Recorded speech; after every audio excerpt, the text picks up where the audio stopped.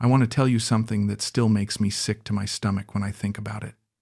Not the money, although losing the money was catastrophic. Not even the betrayal itself, as devastating as that was. What makes me genuinely ill, even now, sitting here in this flat in Leeds that I'm renting month to month at 67 years old, is the fact that I handed her everything she needed to do it.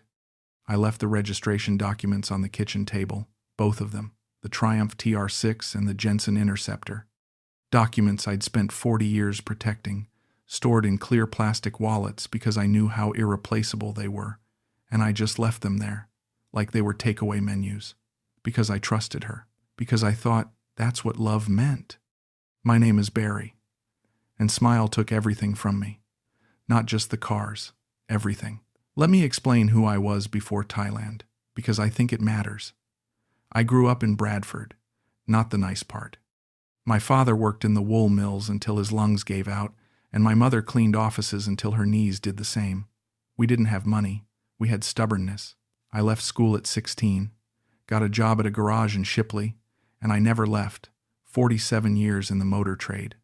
I worked my way from apprentice to senior mechanic to workshop manager, and by the time I was in my late 40s, I owned 2 garages of my own. Small operations, nothing glamorous, but they were mine. I built them with my hands and my reputation.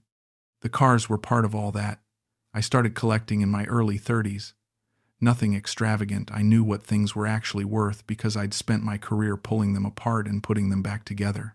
The TR6 I found in a barn in North Yorkshire in 1991 barely ran, and I restored every inch of it myself over 3 winters.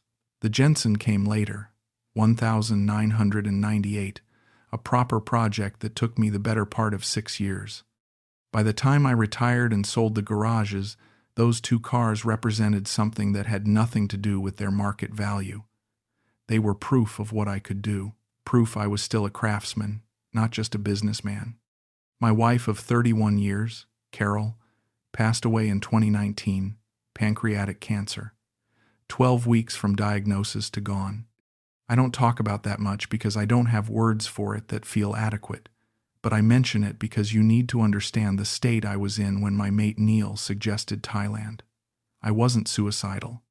I wasn't falling apart dramatically. I was just emptied out, like someone had removed the furniture from every room and I was walking around in a big cold house that used to be my life, my footsteps echoing. Neil had been wintering in Hua Hin for 3 years by then. He rang me up in February 2021, the middle of that horrible lockdown winter, and he said, "Barry,